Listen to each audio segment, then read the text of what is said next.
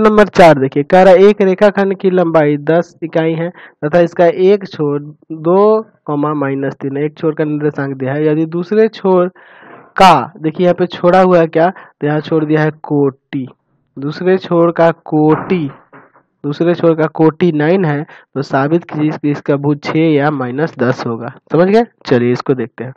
चलिए एक यहाँ पे बिंदु ले लेते हैं, ठीक है, P, और एक बिंदु ले लेते हैं Q, ठीक है, और इन दोनों को मिला देते हैं, यानी कि ये एक अब आपकी PQ रेखा बन गई है ना, PQ रेखा बन गई। और इस रेखाखंड की लंबाई कितनी है? 10 इकाई है। इस रेखाखंड की लंबाई 10 इकाई, यानी कि PQ बराबर हम लोग 10 इकाई मान लिए, ठीक है। चलिए अब देखिए, इसका एक छोर यहाँ पे दिया है, तो मान लेते हैं कि यह Q छोर दिया है -2,3। अच्छा, दूसरे छोर का कोटि दिया है 9, भुज आपको साबित करना है, ठीक है। तो भुज को हम लोग क्या मान लेते हैं? यहाँ पे भुज को x मान लेते हैं और कोटि यहाँ 9 है, लिख देते हैं। पहला भुज होता है, दूसरा कोटि। चलिए अब पिछले क्वेश्चन की तरह ही ना हो गया था, लिखना होगा कि माना वह रेखाखंड PQ है जिसका Q छोर कितना है? -2,3 है तथा P x, 9 है, ठीक है। अब इसके बाद यहाँ लिखेंगे दोनों तरफ वर्ग करने पर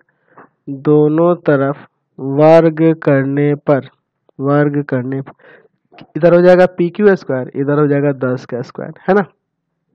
चलिए तो इधर तो दूरी सूत्र लगाएंगे ना, तो क्या हो जाएगा आपका, तो जरूरी नहीं है कि x2 - x1 भी करें, आप x1 - x2 भी कर सकते हैं, कोई दिक्कत नहीं होती है। x -2 ऐसे भी लिख सकते हैं स्क्वायर, और प्लस y1 - y2 यानी कि 9 - 3 का स्क्वायर बराबर में 10 का स्क्वायर कितना हो जाएगा? 100।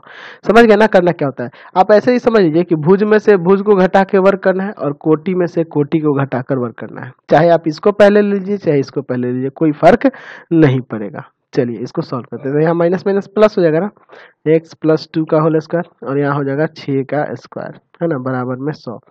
इसको तोड़ते हैं, a² + 2 × a × b और प्लस b का स्क्वायर, ये ना हो जाएगा। चलिए, और 6 का स्क्वायर कितना हो जाएगा? यहाँ 36। इसको इधर लाते हैं माइनस का 100 बराबर में 0।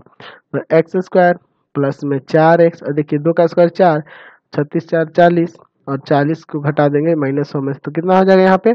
तो ये आपका आ जाएगा -60। अब चलिए इसका फैक्टर हो जाएगा आसानी से। चलिए x² प्लस का 10x और माइनस का 6x माइनस का 60, देखिए घटेगा तो 4 आ जाएगा, गुना होगा तो इन दोनों के गुणनफल के बराबर है। x कॉमन करिए, x + 10, यहाँ पे -6 कॉमन करिए, x + 10 आ जाएगा। दोनों ब्रैकेट में सेम आ गया, कॉमन कर लेंगे x + 10 को, यहाँ बचेगा x - 6। चलिए अलग अलग कर दीजिए, x + 10 बराबर 0 और x - 6 बराबर 0। तो x का मान यहाँ से कितना आ गया? -10 और x बराबर 6। तो आपको यही ना साबित करना था। ऊपर देखिए यहाँ पे इसका भुज जो है 6, -10 है, तो आ गया ना। चलिए तो इसलिए दूसरे छोर का भुज 6 या -10 होगा।